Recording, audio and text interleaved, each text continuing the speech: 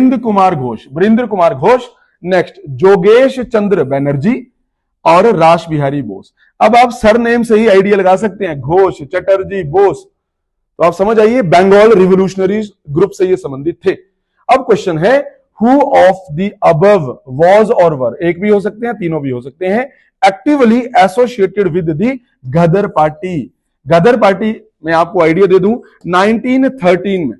1913 में San Francisco में USA में युगांतर आश्रम हेडक्वार्टर बनेगा और 1913 में गदर पार्टी की शुरुआत होगी।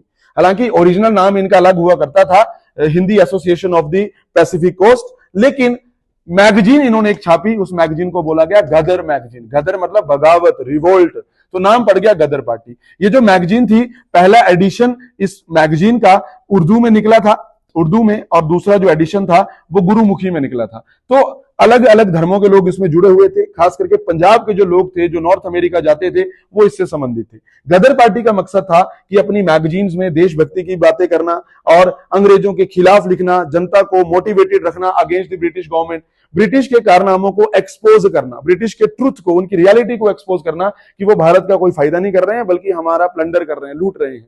तो अपनी मैगजीन्स के माध्यम से लोगों में अवेयरनेस फैलाना। ब्लैक्स में ये मैगजीन्स इंडिया भेजी जाती थी, चोरी छिपे भेजी जाती थी, मिलिट्री छावनियों में भेजी जाती थी, ताकि सिपाही पढ़ें, वो मोटिवेटेड रहें, और सही समय आने में गदर पार्टी भारत में बगावत करेगी और जिसमें सेना के सिपाही भी जुड़ेंगे और अंग्रेजों को भारत से उखाड़ फेंकेंगे। सब इनकी प्लानिंग थी, लेकिन अच्छे से एग्जीक्यूट नहीं हो पाया लास्ट मोमेंट में, क्योंकि अंग्रेजों की इंटेलिजेंस जो डिपार्टमेंट थी वो बढ़िया थी, उन्हें पता चल जाता है एंटायर प्लान वाज फॉइल्ड। लेकिन यहां पे गदर पार्टी से इन तीनों में से कौन से रिवोल्यूशनरी एसोसिएटेड थे, तो वो थे रास बिहारी बोस।